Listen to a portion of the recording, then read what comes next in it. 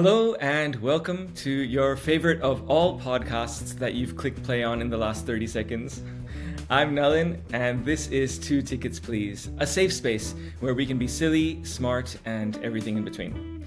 Today we have a very special episode lined up, so recline your seats, grab some popcorn, and get ready to delve into all things movies. And when I say we, by the way, I'm referring to the two amazing film addicts that are joining me today. The first guest is someone who holds a PhD in expressing dramatic reactions to scenes in movies, even when she's seen them before. So welcome to the show, Vrinda. Hi, Nalin. Really excited to be here, and I'm happy to bring the reactions to this podcast today as well. 100%. We need a lot of them. And the second guest for today would rather part ways with his passport than his unlimited movie theatre pass. Welcome to the show, Jay. Hey, thanks, Nalin. It's a great intro. I'm excited for it. I'm ready. I'm a bit nervous, though. Oh, don't be. I'm actually really excited to speak to both of you about this, lifestyle choice of being a film lover or a cinephile, as it were. It's something I think all three of us can probably relate to. Actually, on the outset, I'd love to know, would you consider yourself a cinephile? I think so. I think if there's an official test, I've yet to take it. But I think, through my own yardstick of what I think it means to be a cinephile, I'm someone who spends a considerable amount of my life watching films. I'm enthusiastic about films. I consume them as both, a form of entertainment, but also as something to, view the world through and experience, society and culture through. I like to attend film festivals. I like to deconstruct the things I watch.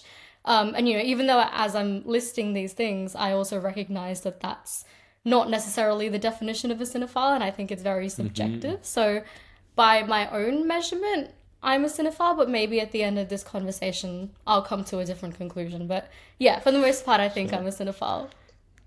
Yeah, it's a hard definition. Like, the internet is a very hostile place. And if I say that I'm a cinephile, I just feel like half of the internet would be like, nah, what? You don't even know this about this. But we both consume movies at a exponential rate.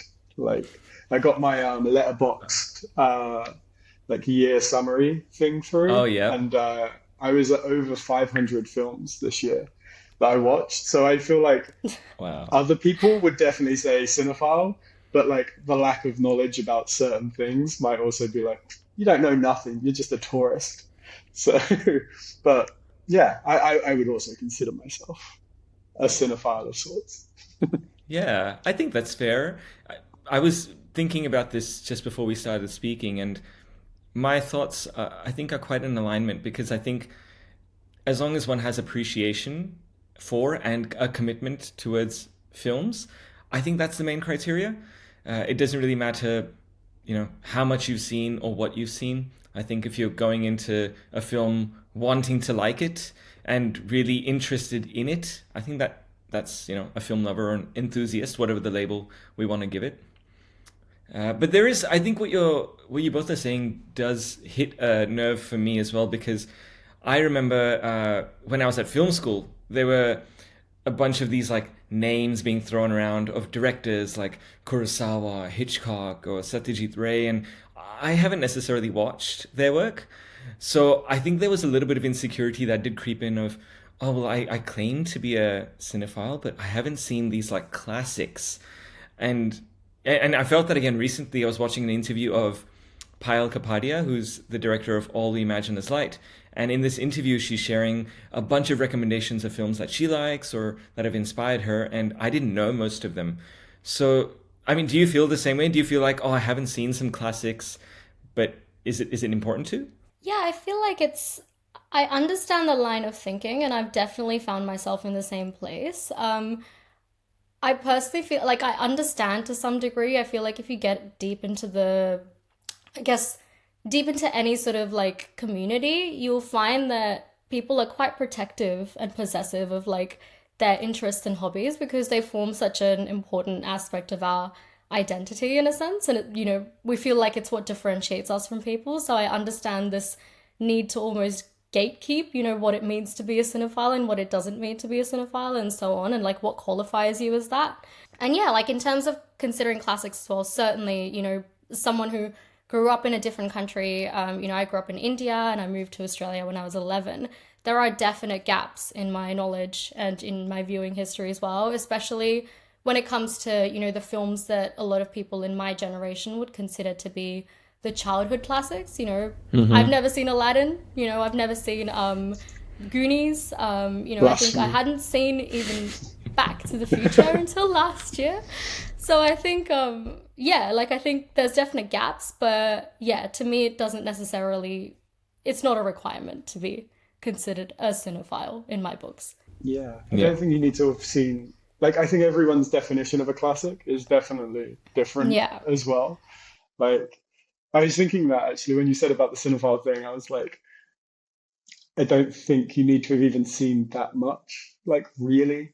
I think the thing I find most interesting, having watched so many movies now, is seeing patterns and stealing scenes and stuff like that. Like we watched the Hindi film Kill recently. Went to the cinema, and there is a shot in it which is like side on down a corridor on the train car, and it just like pans across, and it was pretty much a perfect homage to Old Boy, the what's it called? The Korean Park Chan-wook film, where they fight with the hammer. I don't know if you've seen Old Boy, but basically there's like a single shot fight where he takes on like 30 people or something. And it goes on for, I don't know, 3-4 minutes. And there is a exact shot again in Kill. And I don't think if you didn't know that, it's going to like, oh, this scene was rubbish. But as a cinephile, I was chuckling to myself going, I know exactly where this is from and I'm enjoying it all the more. Like that kind of stuff. Like, yeah, like the more you watch, the more you'll notice, the more you'll like get out of it. But you don't have to force yourself to. I feel like that'd drive you mad. Like sitting through like some old school films just for the sake of saying you've done it. I 100% agree. I recently, I think last year, I tried to watch Alien. Oh, not Alien. No, what's the one with the Space Odyssey? What's it called? 2001. 2001. Yeah. 2001 Space Odyssey. Yeah, so I tried to watch A Space Odyssey last year, and I found it incredibly slow. I was just so restless. And I mean, for its time, it was groundbreaking. You know, it was received with so much awe, and I was just like, why? But perhaps there's something about watching a film in the time that it's released, and maybe it hits differently. Some films, of course, stand the test of time too. So yeah, I guess what we're saying is there's no right answer here.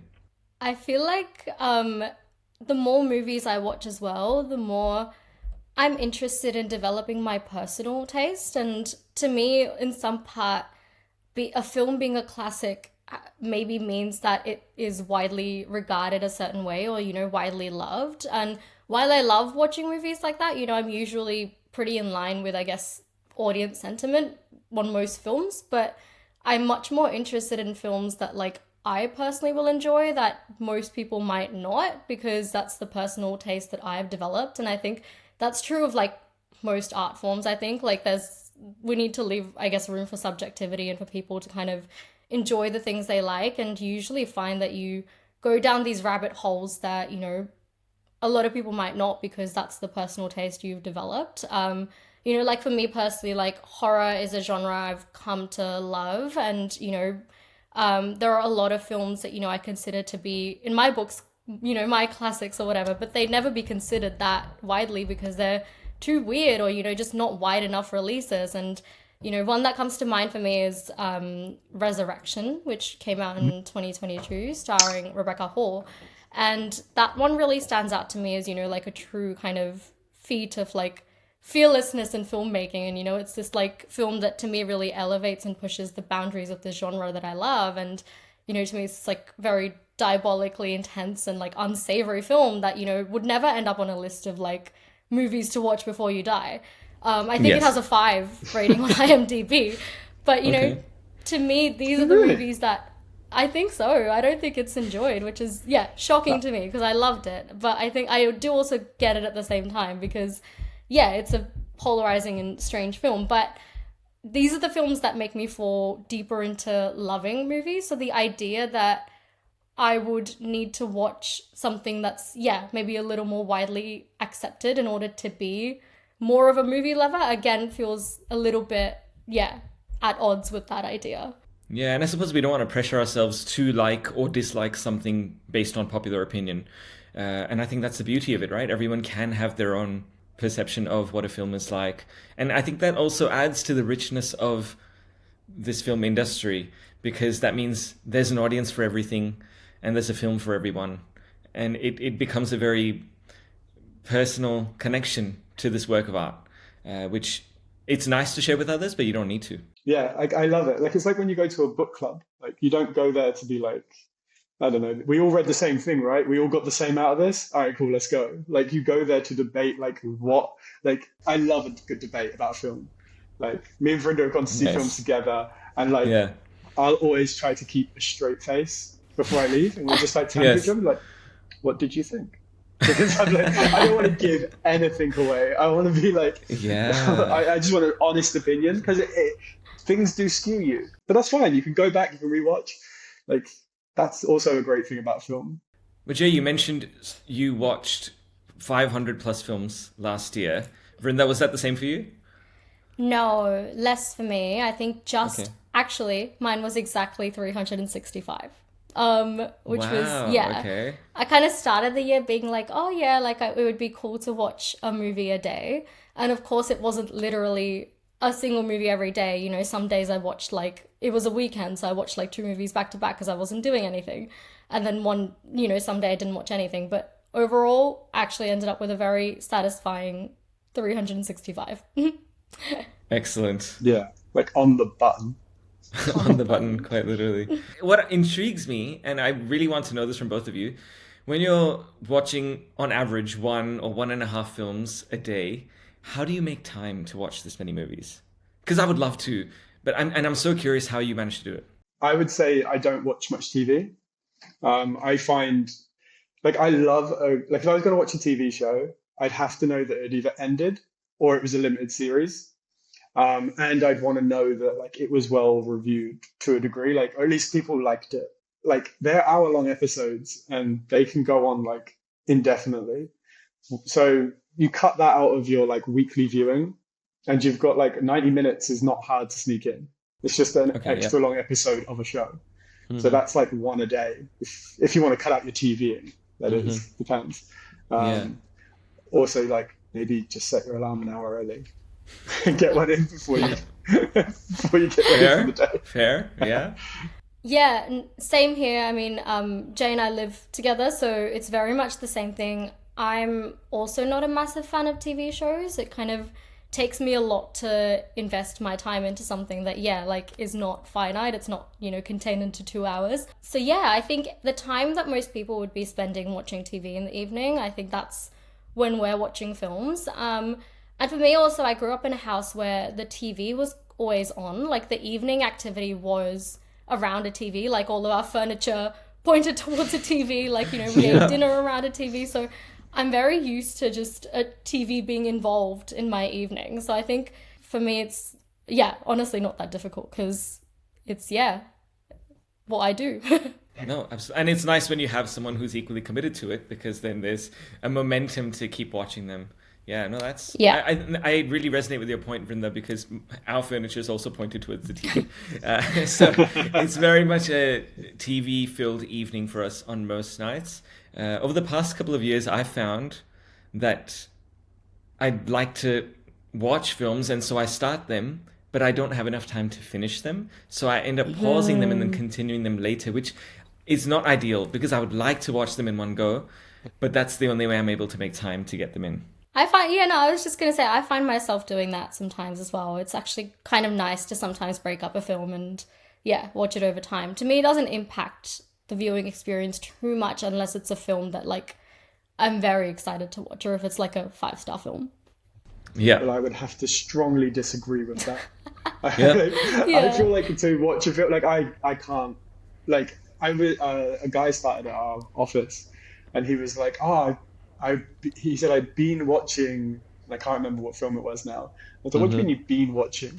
And he was like, oh, I've been doing like 30 minutes a night. Let's get through. I'm like, I literally, like, my brain exploded. I was like, it is a finite thing. As a beginning, mid, and end, it builds up. Like, there are, like, you've got audio, like, the music in those shows builds up, like, to a point. Like, it takes you on a journey. Like, emotionally, you should be drained or you should be exhilarated at the right point. If you're like, and then they're at the top and they're just about to fight, and then you pause it and you come in the next day, you're like, oh, well, I wouldn't have done that. I just would have ducked down. And you're like, wait, no, they've been running. It's been like one shot, or like, yeah, like I can't imagine a scene that should ever be paused. Yeah. And that is okay. So I feel like I'm going to be the guy on this podcast then that gets like angry and like, no, there is a way to watch films. There is an order to watch things. Like, I'm fine. I don't mind taking that role. That's cool. But yeah, no, guys, you're both not enjoying the medium as it's intended, and you should stop. I take your point. I take your point because I put myself in the shoes of someone who made that film. How would they have wanted someone to watch that film? And surely it was, expect the audience to watch this in one go. So to respect that, absolutely, that's my intention. And I'm going to try and get better, Jay. I'll try and do you proud. No, you should. No, I'm not even gonna enable this behavior. I'm gonna stop it right now. There's actually a pretty good interview. I think it's with James Cameron, because he's like, he loves the 3D, and like with his Avatar releases, like the last Avatar, it was like the most formats or like ways to watch a film that's ever been released. He had like, I don't know, he had like 3D, he had high frame rate, he had IMAX, he had 4DX. Like, wow. The film came out in like so many, and like I remember when it came out, I was like, how do I watch this right? Like, and he was so passionate about like, there is a right way to watch this film. And like, he's like, I have made it a certain way. It needs to be viewed a certain way. Like, and I was like, Jimmy C, you're my guy. James Cameron. Like, but yeah, but I do agree with it, like, personally, which is why I think all films should also be watched in a cinema. But that's not possible for a lot of reasons. Yes. We're pushing it there a little bit. No. Oh, well, if I'm going to like be that guy, I might as well go full hog. Fair enough. You can play that character. Absolutely. I love that we started with the inclusiveness and like, cinema needs to be, as inclusive as possible. And now we're here dictating the rules, as is tradition with cinephiles in general, I think. I want to get into your brand of films that you watch, because I think the movie experience is something that, in my opinion, starts at a very young age. So I'm interested to know, what's the earliest movie you really remember enjoying? I think for me, I hate to be cliche, but it would be The Breakfast Club for me. I think, again, as I mentioned, because I moved to Australia, I guess like just heading into my teenage years, John Hughes films and like I think Breakfast Club in particular were definitely like my gateway into understanding like teen culture in the West. Even though it was depicting a completely different era than to what I was living in, I think it was an education of sorts for me.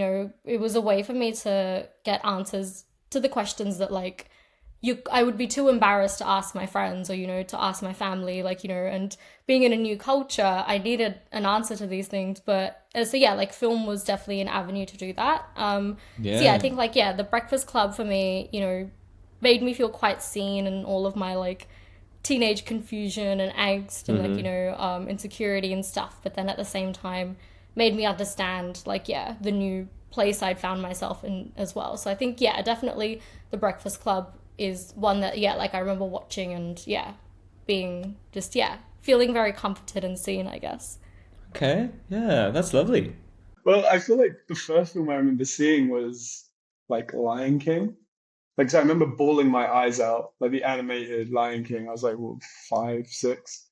And, just howling and, getting excited, standing on the chair, all kinds of nonsense that I shouldn't have been doing in the cinema.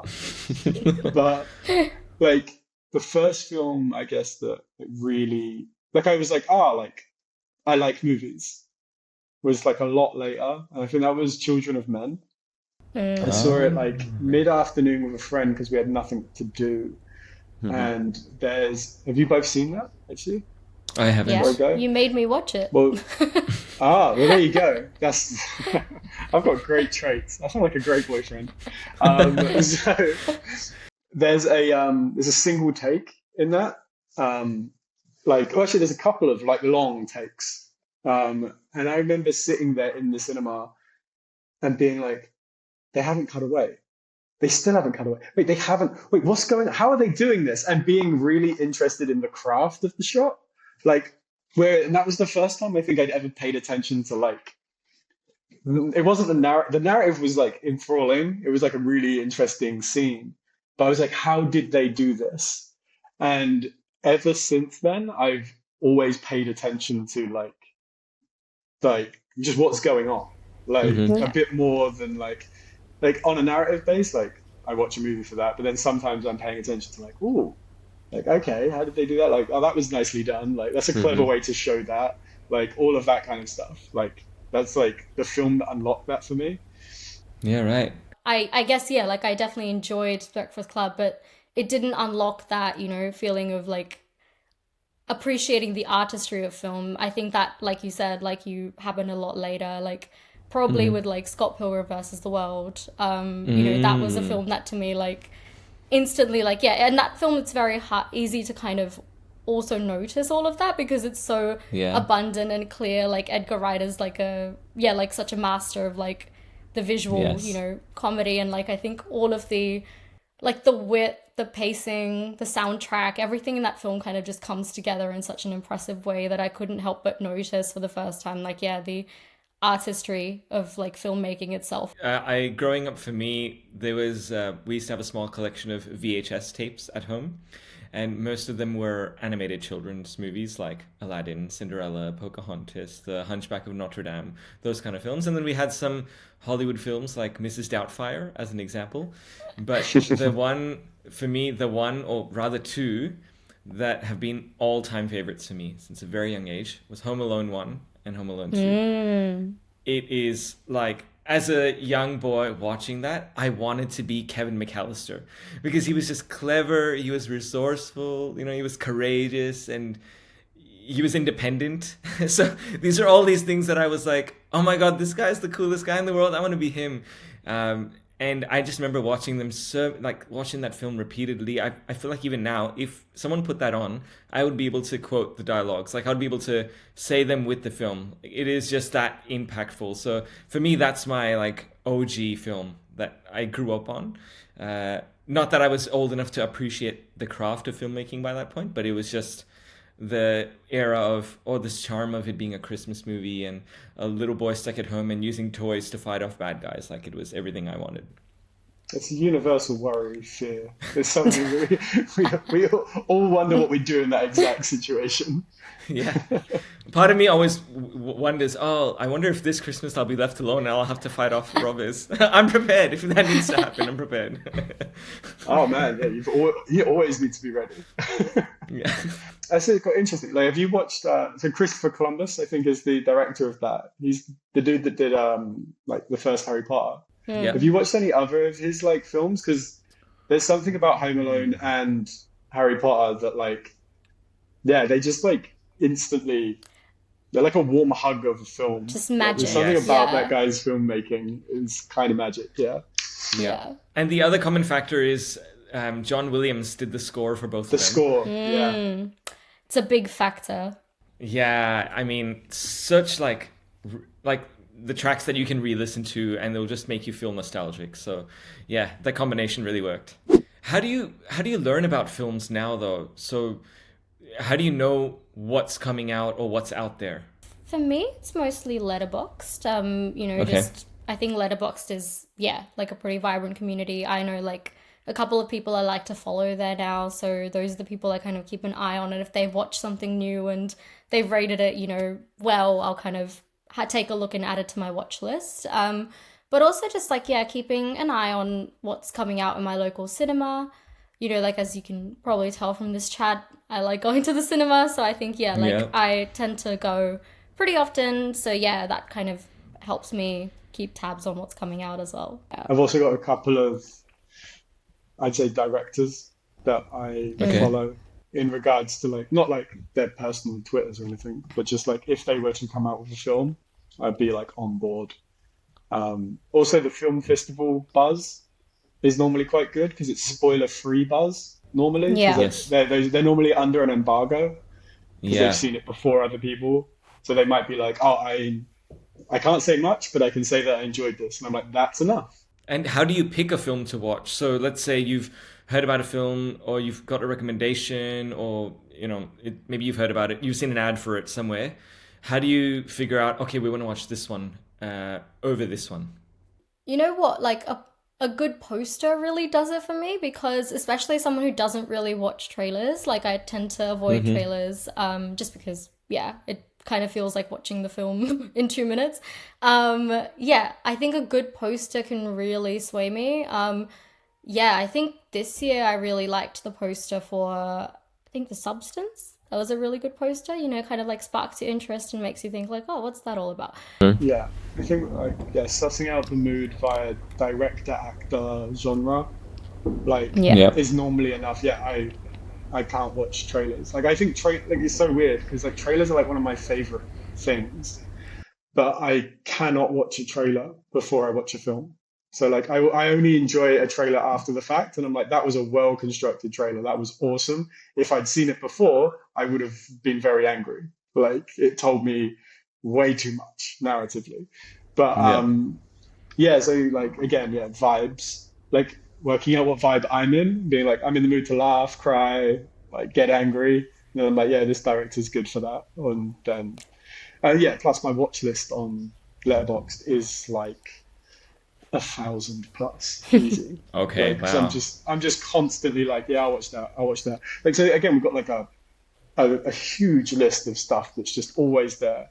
A lot of the films I come across when I'm not in the cinema, most of my film watching happens on Netflix or Amazon Prime or some of those streaming platforms. And I find that when I see a poster or a thumbnail come up, what intrigues me the most is I want to read that log line. I want to read the one or two sentence sales pitch that the filmmaker or the distributor has put forward, because Yeah. I think that tells me a lot about the genre of the film.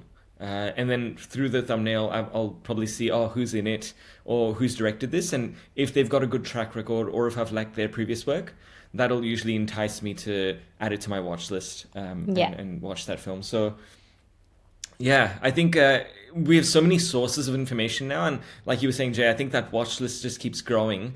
But it's interesting because we do end up having to make a choice every night, right? If you're watching something, like you have to make a choice of, oh, well, I've been really wanting to watch this, but also really wanting to watch 25 other films. There are like good recommendation sites out there, like the cinebuddy.com is actually a pretty good one. They Okay. like will make you like a curated email each week. Like you do a little questionnaire, and then they'll like pick out, I think, like 2 movies a week for you for your Oh, particular okay. taste.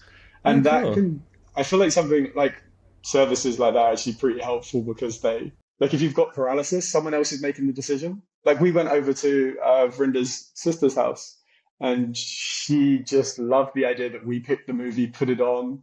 She was like, I never would have watched that. Like it was fine. Like didn't love it, didn't hate it, but like just the fact that the choice was taken out of her hands, I think like really helped with just the process of watching it. And me and Vrinda do that to each other quite a lot anyway, with just like, she's like, I really want to watch this. I'm like, say no more. Or if I'm like, I got an idea, I put it on, like, I Yeah. think that's also how we can get through so much. Just a little bit Yeah. of trust. We don't always get it right, but like, we end up watching a lot of movies. Yeah. And we True. like more than we don't like, for sure. Okay. Yeah. Yeah. You probably go in with a positive perspective as well. So you go in wanting to like the film generally, I'm assuming.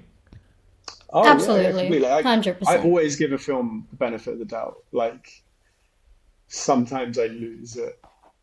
Like, I don't know, like some of the Hallmark films can get under my Okay. skin a little bit. Yeah. Yeah. Like when the premise is like snowman comes to life and woman falls in love with it, I'm like, all right, like you're gonna have to do some heavy lifting to get me there, but like Okay. I'm open to Yep. it. So the recommendations, I guess, for people who are listening, we're saying Letterboxd, we're saying Cinebuddy, and I think I'll add one to that. It's not so much a source of information, but more of a if you want to watch something and you don't know where you can watch it, you can check out Just Watch. So I think that's an app Yeah. and also a website. So say you've got subscriptions with Netflix or Apple TV or something, you can look up the title and then it'll tell you where you can watch it. So it's a good one where you're like, do I need to buy this or do I need to wait for it to release? It's just a good handy resource for that. There must be some kind of criteria in your mind of what constitutes a good film.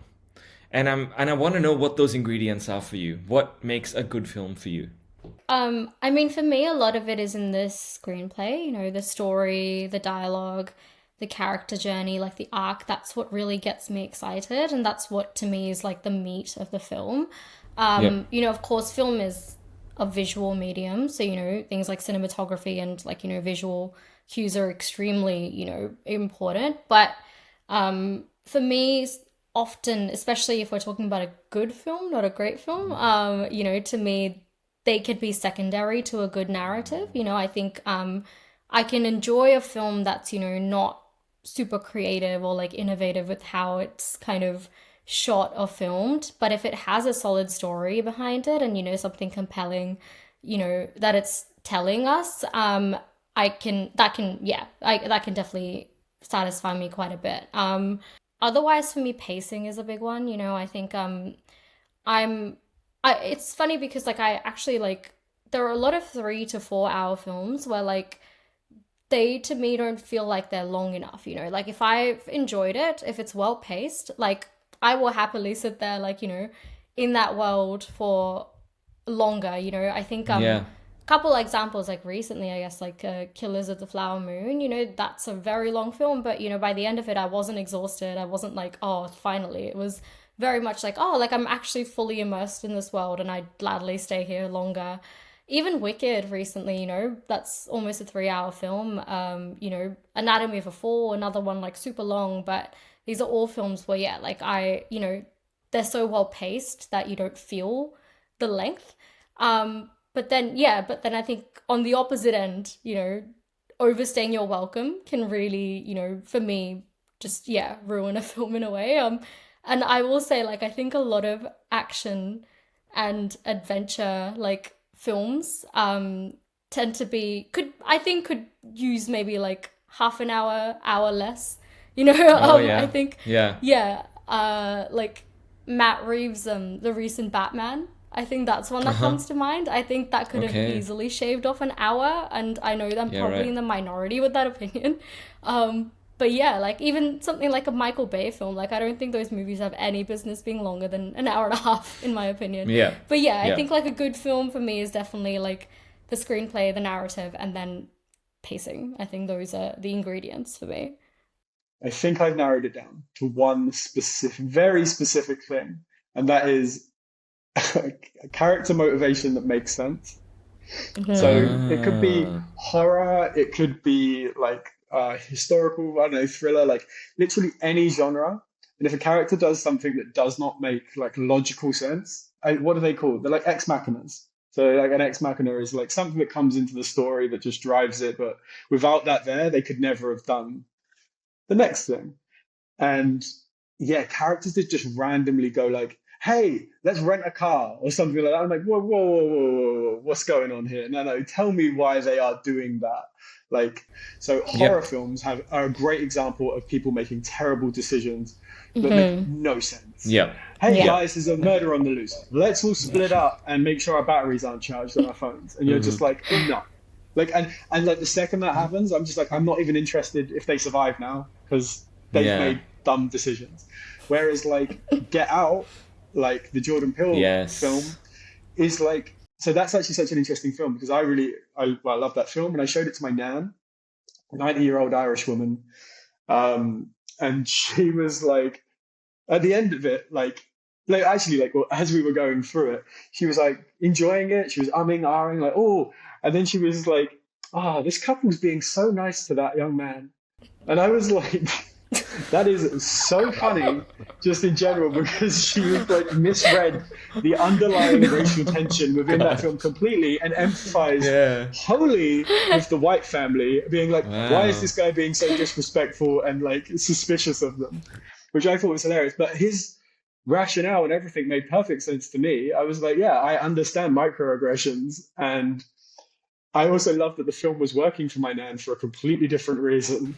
In like, what is Yeah. this black guy doing in my house, and why is he being so rude? And I was like, blew my mind. But like the logic of it all made sense. He never makes like a dumb decision in that movie. Makes perfect sense to me because I understand the logic, the motivation of all the characters and why they're doing it the way they are doing it. I sometimes feel like horror films are the one scenario in which it can kind of be forgiven to some degree, maybe because it's such a the stress and the intensity of what they're going through might actually, make them react in ways that don't necessarily feel like rational. Like, you're like, I know that when I'm like under stress or like, under the pump, like I won't necessarily know how to be coherent or like, kind of react in the most like, yeah, logical way.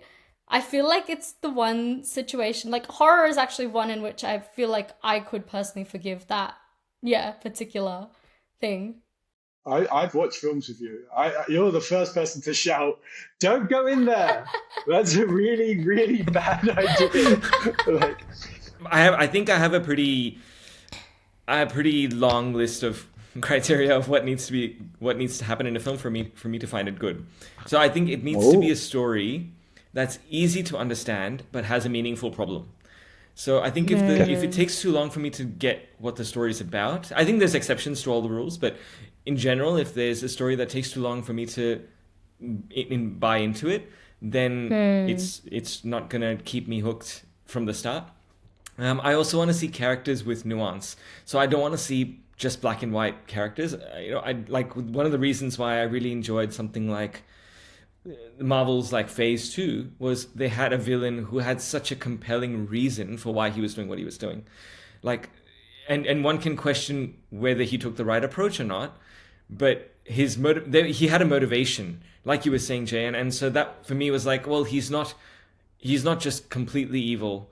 He's got some sort of sense that he's following. And I like that about both the antagonist and the protagonist. I want them to be nuanced. And I want their dialogues to have subtlety or inference. Don't just tell me what you're feeling. I think that Yeah. it makes me feel like I'm smarter than that. So give me some credit as an audience that I can follow along. I really enjoy films that have a music score that like gets a feeling, that arouses a Yeah. feeling within me. And lastly, I really like films where there's an invisible edit. So you don't see the edit, but it's there. If Yeah. that makes sense. Yeah. Yeah. And I think a good example of all of these was probably something like Past Lives. For me, it like you're in the character's world, but you're not observing how what the camera is doing, but it's doing things. And I think that is like such a fine, delicate line that they walked, and they succeeded in my opinion. I think a film that does something similar was After Sun. If Yeah. you watch that, it was a film where like I was watching like, yeah, it was like the old like VHS like footage cutting with like memory, and then yeah, by the end of that film, like I started like crying, and I couldn't honestly put like dot on what had happened. Like Yeah. something had been like torn open in me, like a nerve had been touched, and it like all just came out with this like one like kind of abstract shot, and I was like, oh my God. And then something similar happened in Past Lives. Like I Yeah. just like, and I was like, oh God, like yeah, really good filmmaking. And something I think, given that we're in, I mean, not just 2024, but the 21st century, and where we expect society to be in terms of how we showcase characters and actors, a new requirement that has been added on to my list is how female characters are treated and portrayed. That is actually becoming a non-negotiable for me. So if I'm watching a film, and an example of this that I didn't like was an Indian film called Pathan, which came out 1 or 2 years ago. I came out of the cinema and I was like, there was one female character in that, and what was her role apart from appearing to be a sexual object or eye candy. Like, I didn't buy it. It felt like she had such a limited part to play in the overall plot. Uh, Yeah. and so I think those kind of things really get to me. Or there's, which you might be familiar with, this idea of like I think it's called a Bechdel test. Yeah, the Yeah. Bechdel test. You Yeah. know, yeah, it's like when a film doesn't pass that, then I feel like it's outdated storytelling, in my opinion. Yeah. And a lot of them don't, shockingly. There's, so many films don't pass that test, which is, crazy in 2025. It's so funny because it's like a very arbitrary test as well. It's two women Yeah. need to have a sustained conversation that doesn't involve a man, right? Like, as in, Yeah. it doesn't need to be about a man. I think Yeah, that's it, right? And like, yeah, yeah, the film, like, that doesn't really even say anything about like strong female characters, like actual narratives, yeah. anything. That's It's like true. a very low bar, and yet That's still right. cannot be achieved within Yeah. most movies. It is wild. What's a film that has kind of really polarized opinions recently, either between the both of you or with your friends? Because I'm assuming, I mean, everyone has different tastes. And so I'm sure there's an often occurrence where you like something that others don't, or they like something that you don't. So is there an example of a film that did that for you recently? For me personally, and like this is probably, I don't think it's polarized opinions on the grand scheme because it was actually Oscar nominated and like, was widely celebrated, appreciated. I think the friends of mine that did watch it enjoyed it for the most part. But I think there was certainly like, a section of viewers, including myself, that felt, like quite alienated by Poor Things. I personally walked out of that film, like quite conflicted about, the politics of the film and what it was trying to convey about womanhood and like, and how it was kind of just being read as the feminist masterpiece, which didn't really reconcile with, like, I couldn't reconcile that with my personal viewing of the film as, something that felt very clearly kind of written and created by a man and, with a very kind of, not a very nuanced or even like, a female, like, a female considered, I guess, like viewpoint. So I think, Okay. for me, Poor Things was definitely polarizing and like, polarizing in the sense that, at least for me, I couldn't quite understand the not just my friend's reaction to it, but like the social reaction to that film. Like, Sure. Yeah, that's one that we walked out, and yeah, I was like, oh, I really enjoyed that, It and was Vrinda really like polarizing. didn't, and I was like, how interesting, and like, yeah, Vrinda turned me on that one for sure. I actually walked into that film like very ready to, love it, everything I heard about it, everything I knew about it, the like obviously directed by Yorgos Lanthimos, like, Emma Stone, like Willem Dafoe, like what could go wrong? But that's why I kind of walked out feeling really, really like, uncomfortable and like conflicted for sure. But at the same time, like, that it was polarizing within myself as well, because I think it was technically it was technically brilliant. Like, it was visually like gorgeous, very innovative, like, certainly, like, a really creative, like, depiction of what they were trying to do. But the film itself definitely, made me uncomfortable. It's okay, I think, to like certain parts of the film as well. So Yeah. it's possible that we don't like maybe the messaging of it, but we really appreciate the cinematography because, filmmaking is a huge craft, right? It takes hundreds of people, and Yeah. it's not an easy feat. So I think that level of nuanced understanding is also really valuable in today's world where a film can't just be completely bad or completely good. That too has good and bad elements in it. And I think if we can see it for what it is, then we can at least appreciate some parts of it like you are. What we watched was The Apprentice. The it's the Trump story, like Donald his Trump. rise, Yeah. Donald Trump's rise story under Roy Cohn. It was like a despicable character in the 50s, 60s, 70s, all the way up to his death. But that film, I thought it was just like pretty funny, good film. But the backlash recently has been so interesting because the guy who plays Trump, San Sebastian, Sebastian He, Stan, like, yeah. That's the guy. He's been like no one's willing to like talk to him about that film. Like I think what was it he was meant to do? Like the GQ Yeah, it's actor the on actor, variety actors on the actors. variety Yeah. actors on actors, and no one would want to do it with him because no one wants to speak ill of Trump at the moment. So, because like Trump's come out and Oh, be like, I hate it, it's despicable, I'm going to sue him to the end of the earth, all of the normal nonsense that he comes out with.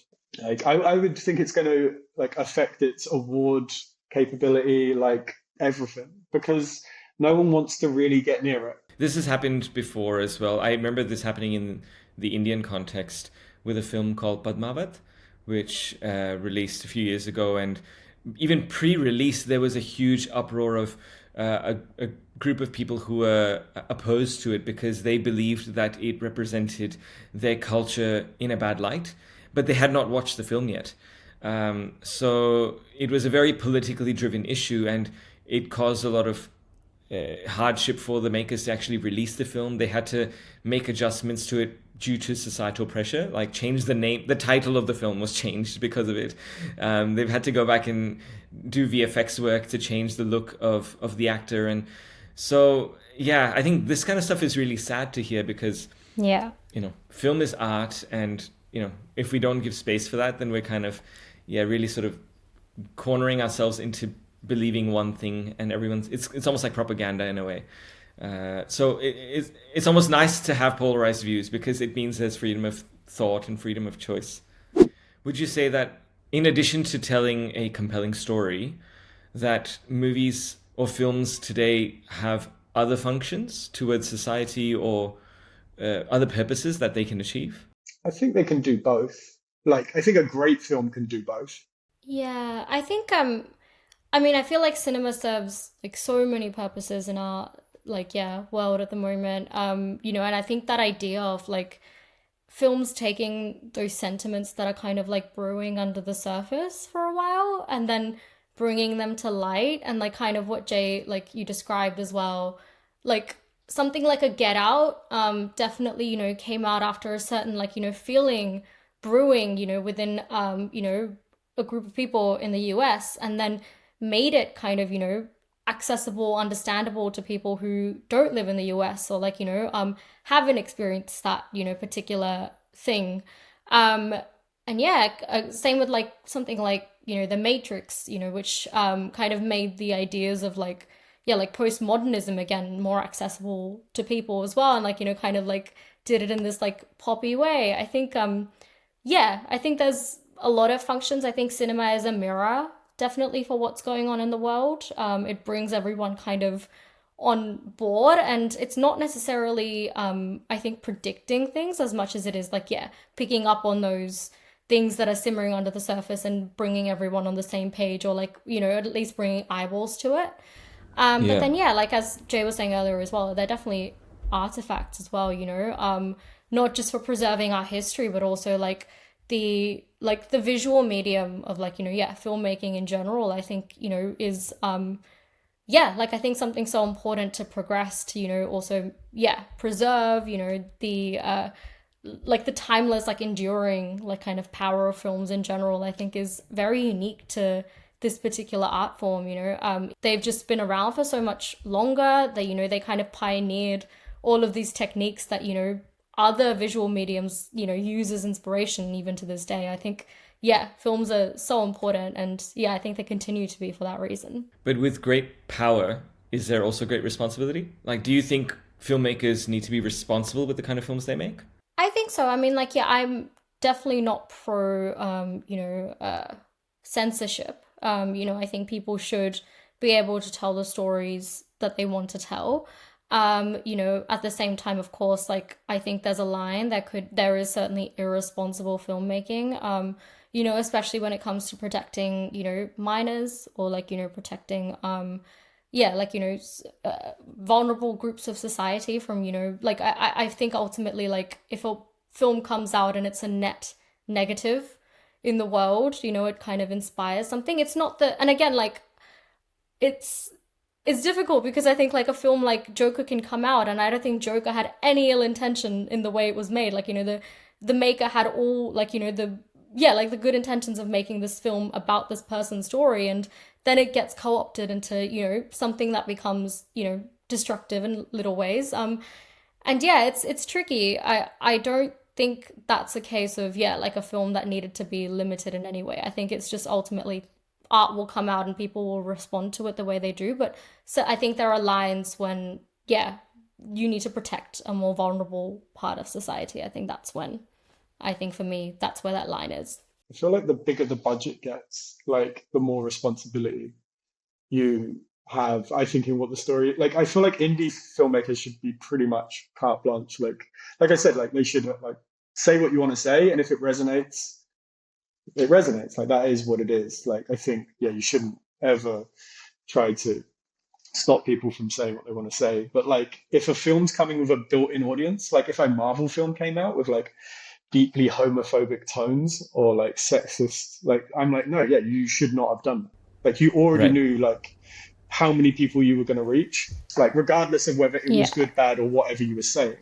Like you should not be doing that. Well, since I have both of you on here, and since you're a wealth of knowledge when it comes to all the films that you'd have seen, I really want to mine you a little bit. So I would love if, for me and for our listeners, could you recommend one lesser known film from 2024 and tell us why it's worth watching?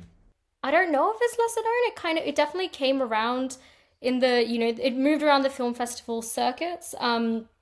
We watched it like when it came to Sydney Film Festival, which was like a year before it was actually released.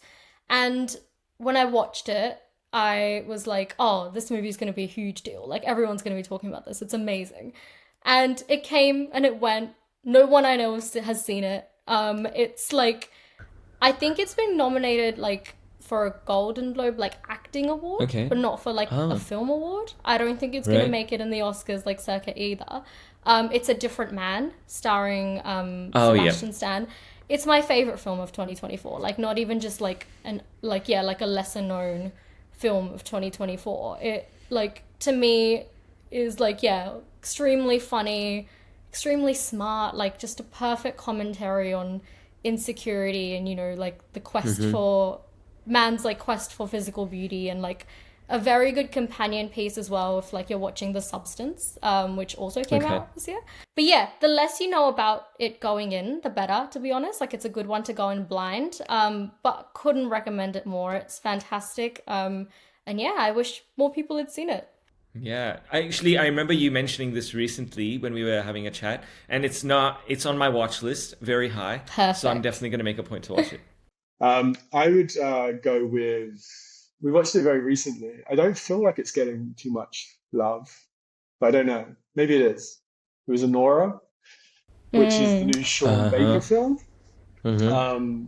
And like Sean Baker specifically like makes films about people in like sex work. Like most of his films have been about that, and they're very nuanced, very like what would you say? They're like loving. They're very gentle and nice. Um, and this one is funny. Like I found it really funny, All right.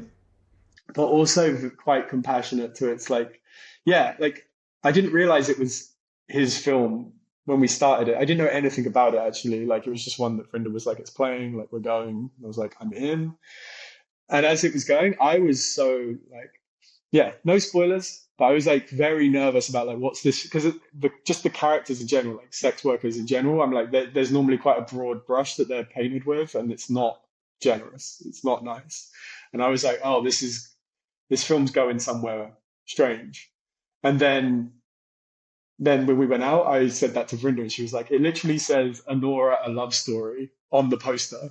And I was like, well, I didn't read the post. I don't read anything. I didn't know Yeah, that. right. So I probably was the only person in the theater that was like holding onto my seat, like, oh my God, like, what's going to happen? Like, I had no idea what was going on for like 20 minutes of that film. I was Yeah. like, oh Yeah, my right. God.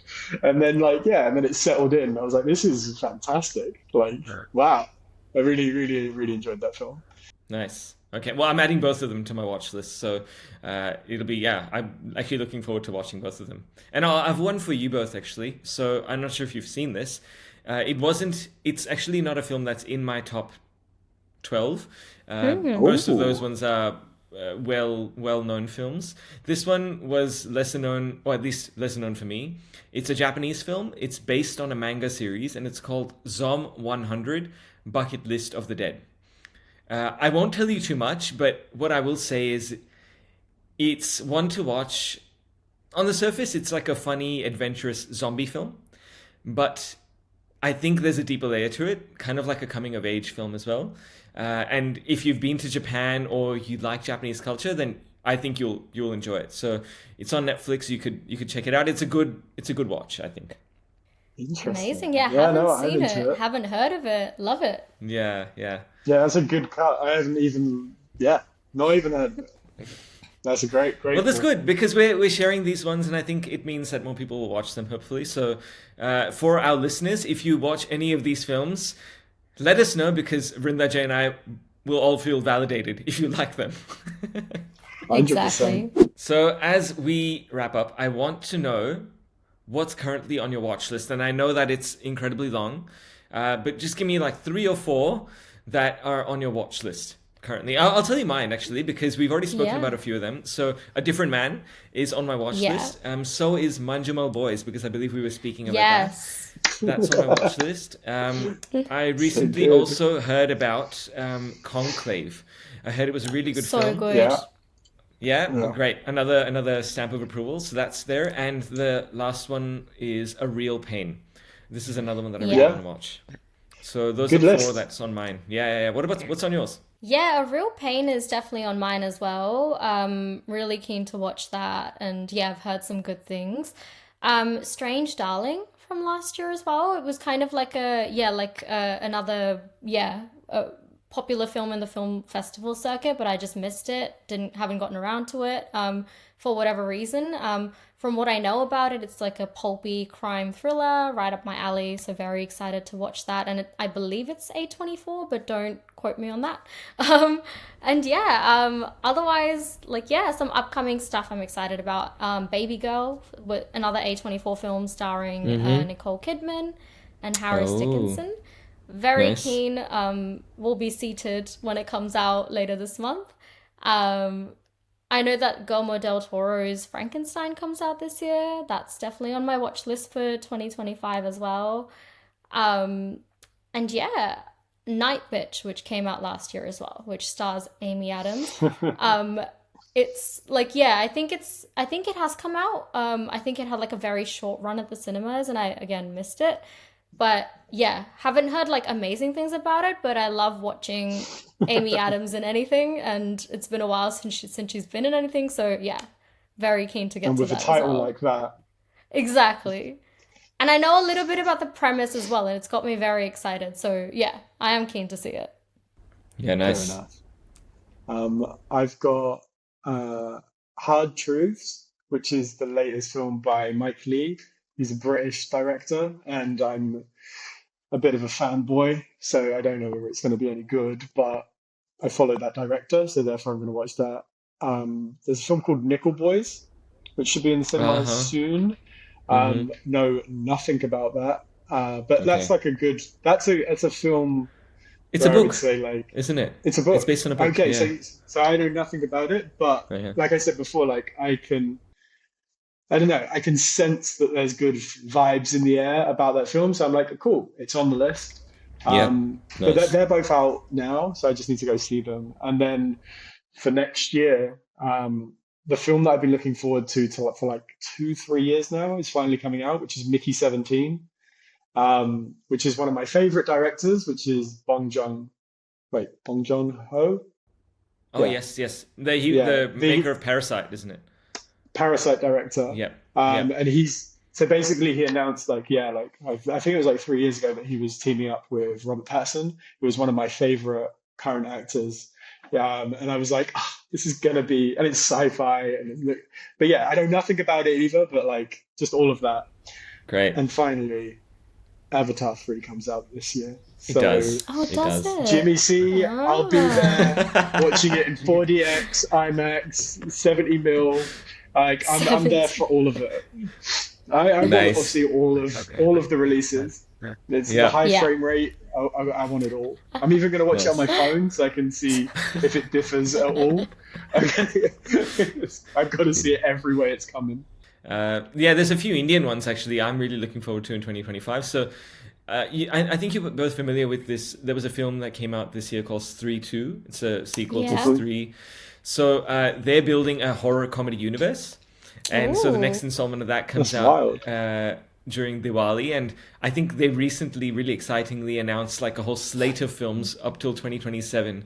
It sounds like a very Avengers-esque kind of build-up. Amazing. They'll have like a 2-part sort of crossover event film in 2027. So I'm excited Wow. about that. Just seeing that happen in India, and I think this might be the universe I would subscribe to more than some of the other ones that they're building out. And then there's another film which I think is doing the festival rounds at the moment. It's called Superboys of Maligaon. That's on my radar as well. I fingers crossed it comes out next year. Oh, sorry, in 2025, this year. So yeah, looking positive. There's a lot of films to watch. So hopefully all of us will get to experience as many of them as possible at various times. And then I'd love to share notes because I think this process of hearing from each other is really, really valuable. It really excites me to watch more and to appreciate more films. So thank you to both of you for being on the podcast and for taking out the time to not just share your insights, but also share all these amazing recommendations, because my watch list just keeps growing. And I think, I'll definitely be shooting you guys messages once I've seen A Different Man and some of the other ones we talked about. Fantastic. Yeah, no, Look forward to thank hearing you what so you've much got. for having us. That was such a good chat. And yeah, it's always fun to kind of talk to other movie lovers. I feel like, there aren't as many of us who are willing to, have a 2-hour chat about, movies. That's true. So it's always Yeah. nice and refreshing to do that. Yeah. Yeah, thank you so much, man. That was a blast. I had a great time. And I think something for us, I guess I'm going to ask all of our listeners and watchers to do is give us some recommendations, because Yeah. I'm sure there's films that we haven't watched yet. So comment if you can with something that you really liked. If you liked our chat, then hit like and share it with others, and of course subscribe so that we can do more fun chats like this. We'll sign off here. Thanks so much, Vrinda and Jay, and we'll see you guys all in the movie theater at some point. Bye, guys. Bye. Bye.